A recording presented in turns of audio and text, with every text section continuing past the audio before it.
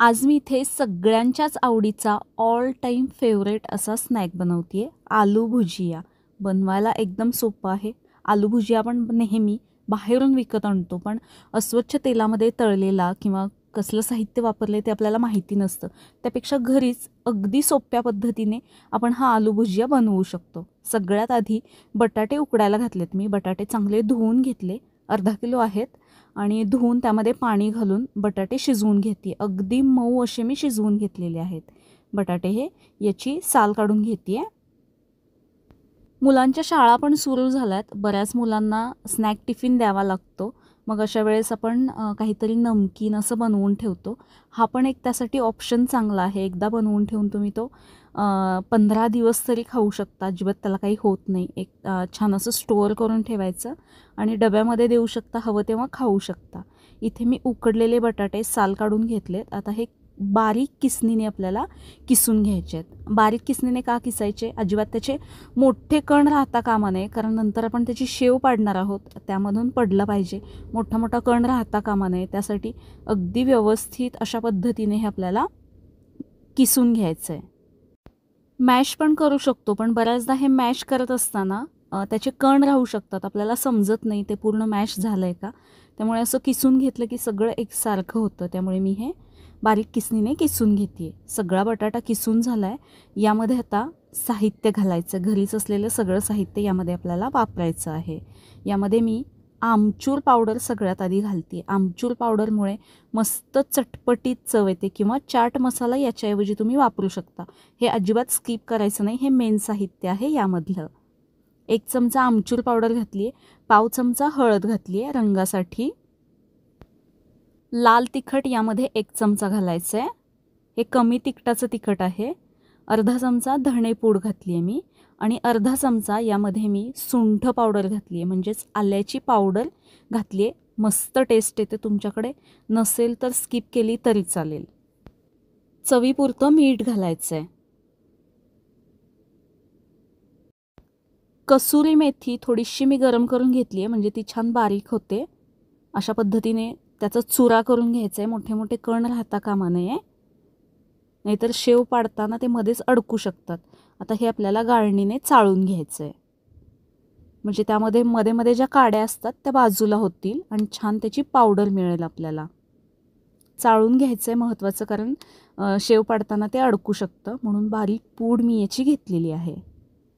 आता 2 मोठे चमचे कच्चं तेल घातलं आहे. हे सगळं आता मिक्स करून घेते मी. हे थोडंसं तुम्ही टेस्ट करून बघू शकता. मीठ वगैरे कमी वाटलं तर या स्टेजला तुम्ही इथे घातलं तरी चालेल. थोडंसं आपल्याला मीठ चढतं ठेवायचं, कारण यामध्ये अजून साहित्य आपल्याला घालायचं आहे. त्यामुळे थोडंसं मीठ चढतं असेल तरी चालेल या स्टेजला. सगळं चांगलं मिक्स करून घ्यायचं आहे. मीठ मसाले बटाट्याला व्यवस्थित लागल्यानंतर आता यामध्ये बेसन घालायचं आहे. सुरुवातीला मी 1 कप बेसन घेतलं आहे. ते सगळं यामध्ये घालते आहे मी, आणि हे मिक्स करून घेते आहे.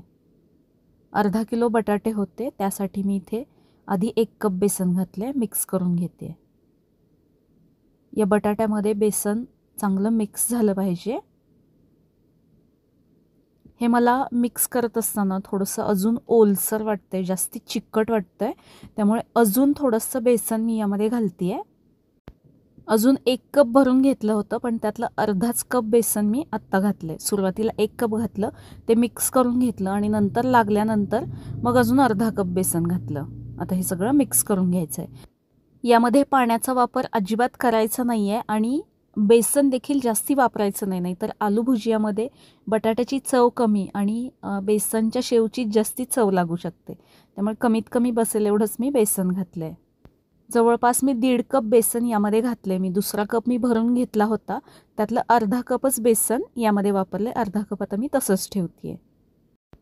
आलू भुजिया तळण्यासाठी इथे मी कढईमध्ये तेल गरम व्हायला ठेवते आहे.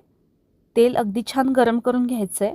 कढईमध्ये तेल घालत असताना अगदी कढई खूप भरून तेल घालायचं नाही, कारण भुजिया तेलामध्ये सोडत असताना तेलाच्या तावामुळे हातावरती ते थोडंसं तेल येतं, किंवा त्याची उष्णता हातावरती येते. त्यामुळे अगदी जास्त भरून तेल घालायचं नाही. आणि भुजिया बनवल्यानंतर देखील त्याला जे बुडबुडे येतात, त्याच्यामुळे थोडंसं तेल बाहेर उडू शकतं. गॅस मोठा ठेवते मी, म्हणजे तेल चांगलं गरम होईल. तेल गरम होतं आहे तोपर्यंत इथे मी हा शेवगा घेतलेला आहे, याला बारीक शेवचा साचा लावून घ्यायचा आहे. हा चुकून मी थोडासा जाड असा साचा याला लावलेला आहे, पण नंतर मी तो चेंज केला आहे. अजून यापेक्षा एक माझ्याकडे बारीक शेवचा साचा आहे, तो लावून घेतला मी नंतर. आता याला आतनं थोडंसं तेल लावून घेते मी. हाताला पण थोडंसं तेल पुसायचं, म्हणजे हे पीठ खूप जास्त हाताला चिकटत नाही. आता हे अशा पद्धतीने थोडंसं हातावरती एकसारखं करून घ्यायचं आणि यामध्ये भरून घ्यायचं. दाबून दाबून भरायचं, म्हणजे त्यामध्ये हवा राहणार नाही. पूर्ण मी हे भरून घेतलं आहे. तेल एका बाजूला चांगलं गरम झालं आहे, याचं झाकण लावून घेते मी. आता शेव पाडून घ्यायची आहे. तेल व्यवस्थित गरम झाल्यानंतर ही शेव पाडत असताना गॅस कमी करायचा, कारण तेलाला ताव असतो आणि ही शेव पाडत असताना हाताला थोडेसे चटके बसतात. तेल थोडंसं वरती आल्यामुळे तुम्ही ते पाहताय, जेव्हा बनवत होते तेव्हा त्याला खूप असे बुडबुडे आलेले, त्यामुळे तेल थोडंसं बाहेर उडतं. याच कारणासाठी मी सुरुवातीला सांगितलं की यामध्ये अगदी भरून तेल घालायचं नाही. शेव थोडीशी कडक झाली की मग पलटून घ्यायची. शेव सोडल्यानंतर लगेचच गॅस मोठा करायचा आणि मोठ्या गॅसवरती हे आपल्याला तळून काढायचं. याचा रंग आणि थोडीशी कुरकुरीत अशी झालेली दिसली की मी बाजूला काढून घेतली. याच पद्धतीने बाकीचे देखील बनवून घेते. तेलाला ताव चांगला आहे, त्यामुळे बनवत असताना मी गॅस कमी ठेवला आणि बनवल्यानंतर लगेचच गॅस मोठा करायचा आणि मोठ्या गॅसवरती हे आपल्याला तळून काढायचं आहे. रंग तुम्हाला जसा हवा आहे त्यानुसार तुम्ही थोडंसं अलीकडे पलीकडे असं काढू शकता.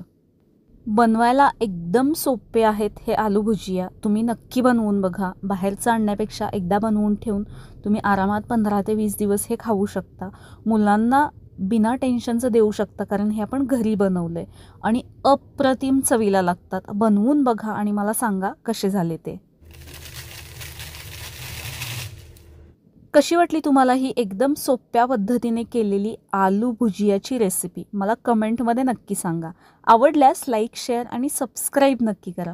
परत भेटू एका नवीन रेसिपीमध्ये. धन्यवाद.